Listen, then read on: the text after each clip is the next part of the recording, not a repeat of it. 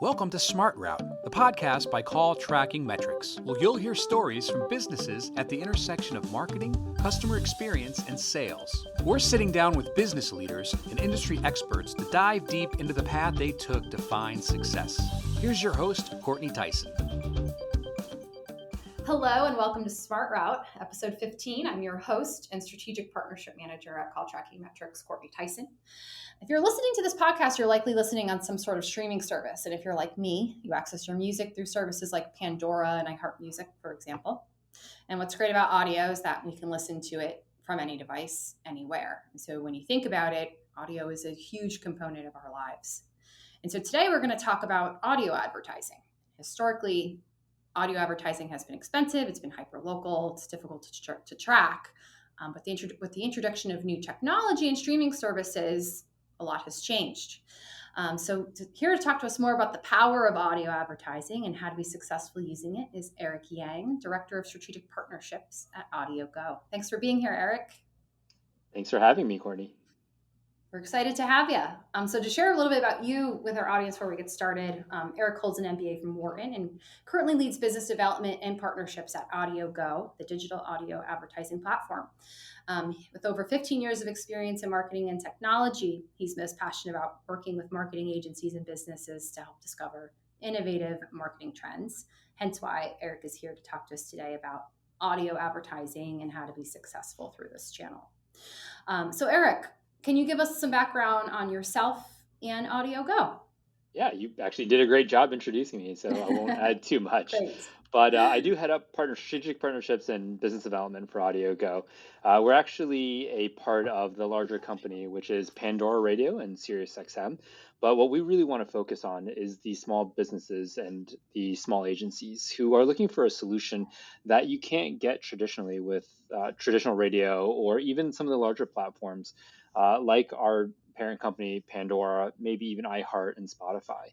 In the past, historically, audio was a medium that wasn't really accessible to a lot of people, as you mentioned, higher prices, and then having to work with a sales rep sometimes just doesn't give you that flexibility. But now what we're trying to do with AudioGo is to make it accessible to everybody with a really simple self-serve ad buying solution that you can kind of manage on your own. You can launch ads at any time of the day.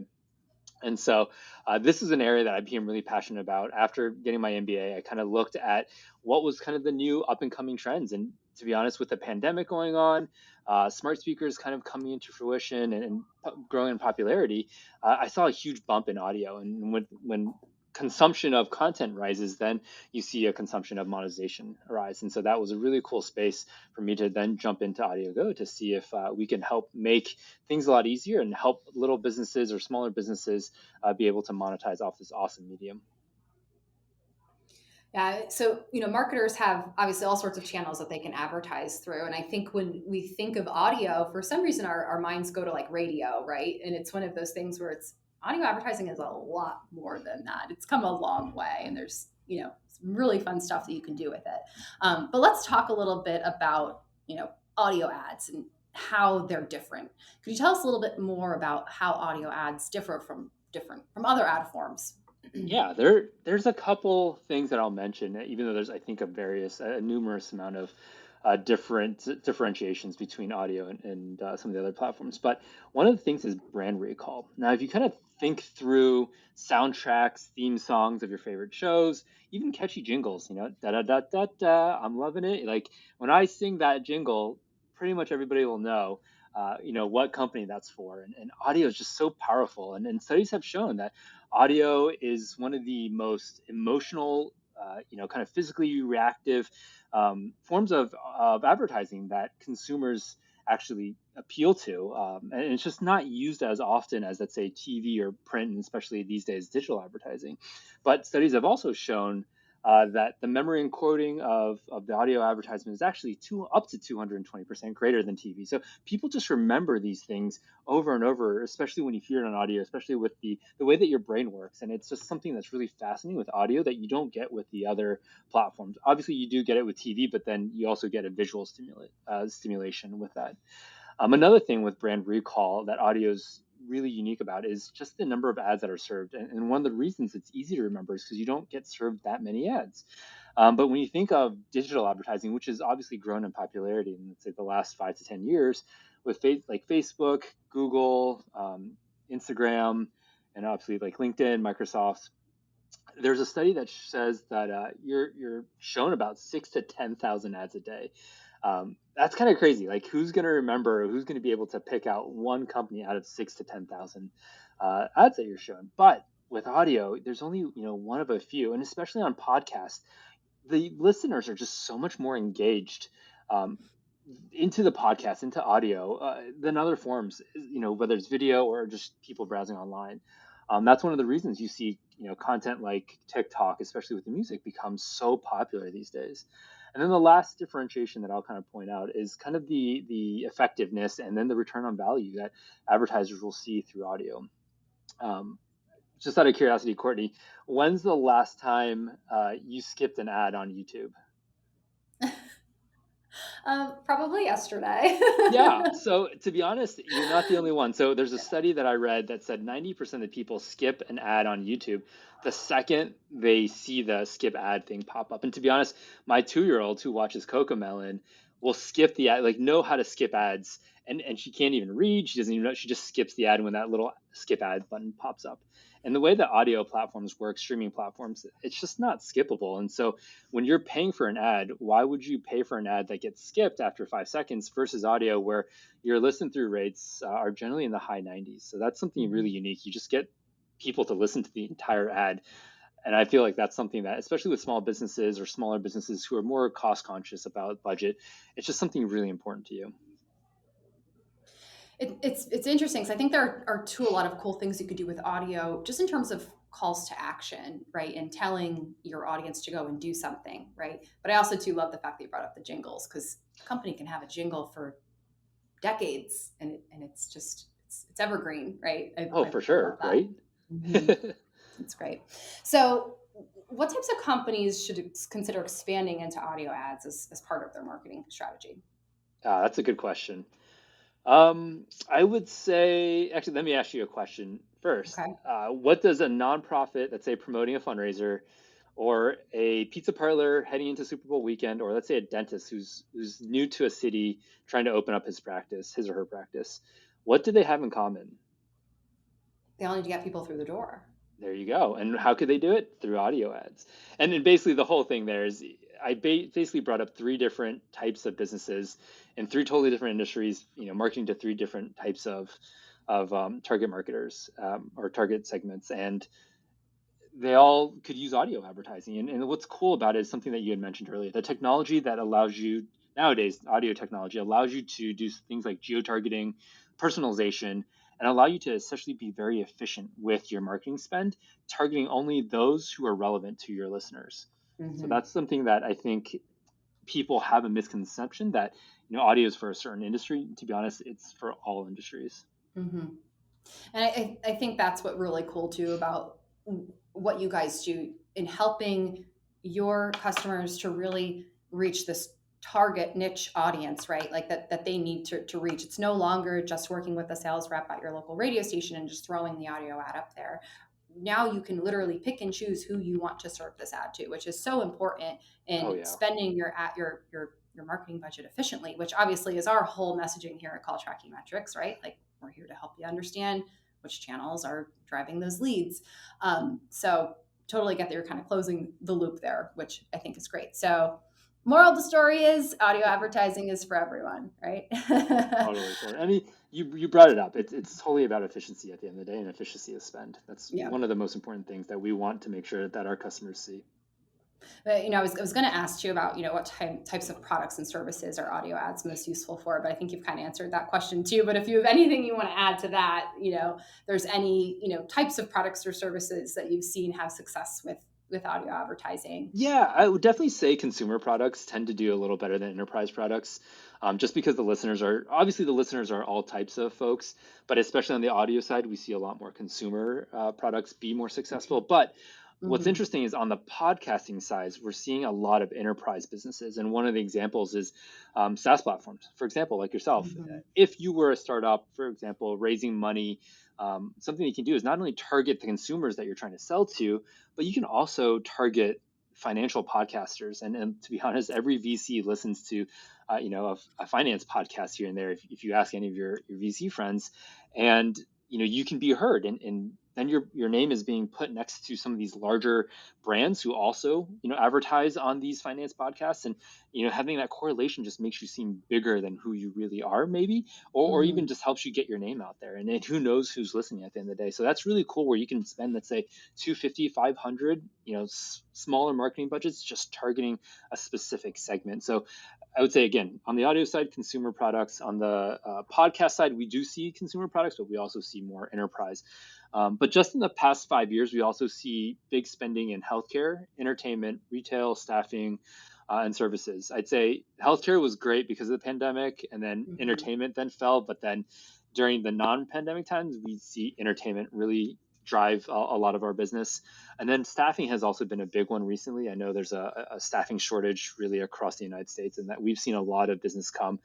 Instead of the Indeeds and the LinkedIn, people are looking for alternative ways. And what's interesting enough is we have an unemployed segment that you can choose to only target those that are employed. So that's a really unique segment for anybody looking for staffing help. It's so interesting to think about how a business can use audio advertising. That's very interesting. That's a great use case. We talked a lot about targeting, right, and being able to make sure you're serving your ads to the right people. But let's talk a little about conversion rates. So, of course, they're always top of mind for companies, marketers. What is the expected conversion rate for audio ads? Yeah, and I don't want to. We get asked that question all the time, and I don't want to this is necessarily. tough. It's a tough one, especially for audio. And so I will, first of all, say audio is more of a branding like a branding activity when it comes to marketing. Similar to, let's say, out of home or print. It's hard to track conversion rates at the end of the day. Hard to track attribution. It's not like clicks at the end of the day, or digital banners where you can track the user from one to the other or end to end. Many folks listening to audio a lot of times are either running, driving, working. You kind of have it in your background, and you can't have those consumers or expect those consumers to click while they're listening to the ad. Again, that's why I brought up the retention earlier. But with that being said, audio is actually a great complement to your digital campaign, to digital campaigns.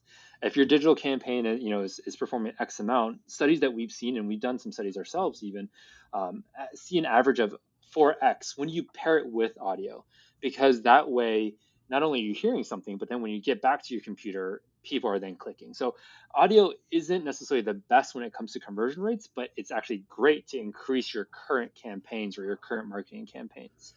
But this is also another reason that, one of the reasons that we're talking to you guys is actually it's super important to have a clear call to action. And one of the biggest call to actions and the most widely used call to actions is actually having a phone number on there. If you're in the services industry, insurance agents, home buyers, if you want to talk to a person and have that personal connection, it's so important to have a phone number in your audio advertisement. And not having a call to action is like the biggest taboo you can do with audio, unless you're doing a PSA, which is a little different. That's very interesting. You talked a lot about brand recall and jingles and how we kind of associate the jingle to a company, but we don't think about how phone numbers kind of do that too. There are companies with those, 188, find a lawyer, right? Like you think you remember those things when you hear them. We see vanity numbers perform much higher than non-vanity numbers. Again, like 1, 2, 3, 4, 7, 7, is a harder number to remember than, like you said, like 1-800 call a lawyer or something like that. Yeah. And I love that you've confirmed, obviously we can't promise conversion rates, right? But this is a great branding play. This is a great complement to anything else you're doing digitally, which I think is a great point. So let's talk about, I guess, budgeting, right? How much money should a company expect to invest to get a reasonable return on investment? And I guess, for it to be considered a good test too, right? Yeah, no, it's all about the money. Obviously, we're trying to be cost conscious, and we want to make it available to everybody. And so, to be honest, we're one of the only platforms that allows you to start advertising campaigns on audio for $250. And a campaign just means launching a campaign. It could be a week, it could be a day, it could be a month, it could be a year. Obviously, for $250, when you run it for a year, you're spreading over like a lot of impressions over a year. I wouldn't recommend that. $250 is usually a 1 to 2 week campaign. But we give you the optionality. But there's no true answer in terms of what the budget is. To be honest, something I learned from the MBA class is it depends. The answer is always it depends. And then here's the MBA framework. Look at the size of your target market. Look at either demographics or geography. Look at the industry that you're in. We've got some conversion rates and just average conversion sizes or market sizes within certain industries. And then look at the marketing message. And here's an example. If you're in LA, you're probably looking for a bigger market versus, let's say, a Tuscaloosa, Alabama. It's a smaller market. So your spend in LA would most likely be bigger than Tuscaloosa. If you're in, let's say, a very specific health and wellness function, you're targeting, acupuncture of a certain area, that's going to be a smaller budget versus a gym, 24-hour fitness, let's say. You're going to be, more applicable to a wider range. Again, your budgets will be larger when you broaden your message or you broaden your segment versus the smaller ones. And then marketing message. If you're doing a general branding campaign, you're looking at, longer periods of time. You're probably spending a smaller budget, but over a longer period of time, let's say $250 over 6 months to get that name recognition out there. But if you're just promoting a sale, you're a dealership, you got to get the cars off the lot now. You're probably running a higher spending campaign, but doing it for a shorter period of time. And we see a lot of seasonality with like the Super Bowls, around the holidays, Valentine's Day, Mother's Day is coming up. All the flower companies, the brunch companies, these are just historically what we've seen for Mother's Day be really popular for advertising, Mother's Day's activity. So these are just things to think about. Lots of factors to keep in mind. Definitely. And But it's an easy to factor. plan It's for. all simple. Exactly. Yeah. You got to think about all of them because it all adds to the strategy behind the ad. And I'm sure you guys have tons of, knowledge articles and stuff on that, on best practices for sure. and everything, right? And what we found is most people are already thinking about it in the same way that we're thinking about it. You have these specials for the holidays, and you're thinking about seasonality. So it's not that hard to convert what you already do to an audio ad. So this has been great. We talked a lot about, of course, conversion rates, and we can't promise them, right? We talked about budgeting and how much to think about putting into an audio advertising strategy. We talked about, why audio advertising is useful, right? We talked about brand recall and being able to associate, a jingle to a company or a phone number to a company. Audio advertising is emotionally reactive, whereas obviously print ads can't be. Talked a lot about the fact that we can measure effectiveness and ROI. Targeting is super effective too with audio ads. There's so many benefits to this channel. Now we talked a lot about targeting, Eric. What about in the terms that like we can take we can go into AudioGo, right, and target a specific audience that we're looking to reach. What about on the flip side, reaching out to like an individual podcast to try to like get featured? I'm assuming that's obviously a much harder lift than just being able to go on AudioGo and place an ad, right? Yeah, it's definitely different. Host-read ads are great, to be honest with you. They convert really well. The audience is engaged, and you hit a very specific customer. But I will say that they're more expensive. You're paying a lot to sponsor an entire podcast directly. Okay. They're also a little more time consuming, as you said. They're a little harder. You have to kind of think through all the different types of engagement, and that's also one of the reasons why they convert better. But again, you put in the effort to get the return. Yeah. And then the last thing is you're only featured on one podcast, so you're only hitting one set of audience, which could or could not be your target audiences. Something that we're seeing not only with AudioGo but everywhere is, one, using AudioGo, you'll have lower CPMs, and then we have a large inventory of premium podcasts that allow you to kind of spread your message everywhere. But the second thing that we're seeing, and not just again with audio but all across, is dynamically inserted ads. And that's where the ads will be placed or delivered based on the audience. So your experience listening to the one podcast will be completely different than my experience listening to the same podcast, because your hobbies, interests, and status is completely different than mine. And that makes spend more efficient, conversion rates higher, because it's just the ads are more relevant and the experience a lot better at the end of the day. And that's something that we do at AudioGo, is allow you to dynamically insert the ad to those listeners, regardless on what podcasts you're listening to, but target those listeners that would fit your target segment that you're trying to go for. Which is huge, and making sure that you're delivering your brand's message to the right people. Totally. Yeah. And again, just goes to show that the beauty of a platform like AudioGo is the fact that you make it easy for anyone to create that advertisement, target it, disseminate it, and report on it. So it's full circle. Mm-hmm. So this has been extremely educational. So thank you. Wanted to ask you, Eric, before we conclude, is there anything that you would like to plug? Yeah. I just want all the businesses that you guys work with, or anybody who's listening, that when you're thinking about marketing, it is so hard to stand out these days. And, to be honest, I think one of the best ways that I've seen, not only because I work for the company, but I work in the industry, but, audio is one of the best ways to stand out in the crowd, and especially with advertising. Let's be honest, nobody likes ads at the end of the day. I work in ads and I don't love ads, but at the end of the day, if we can consume it, better, consume it in a way that is not abrasive, is not intrusive. I think it makes the whole ad experience a lot better and effective. And I think audio has done a good job doing that. AudioGo specifically has removed the friction that historically surrounded audio advertising, making it super, super, super easy to get started. I want to stress that, like, it's super, super easy to get started, and not just easy to get started. Like, not only is our platform easy to get started, but I'm going to make it even easier for you guys to get started. For the CTM listeners, for you guys, we will give a $200 free ad credit to get you guys started. All you have to do is create an account, which is free, totally free. You can even play around with all the features. And then all you have to do is add the promo code CTM podcast, all one word, to redeem your free credit. So easy. Not only is our platform easy, but now you got that free credit to kind of move forward, mitigate that risk to try it out. And hopefully you'll enjoy it as much as a lot of our customers do. That's fantastic. So that coupon code was CTM podcast, and I can definitely attest to the fact that it is a super easy platform to use. I have seen the demo. It took me about 5 minutes just to run through that and understand how easy it is to literally go through the order form and create my ad, place my ad. You have made audio shiny and new again. It's sexy again. It's effective. So definitely encourage all of our listeners to use it. Work it into your strategy.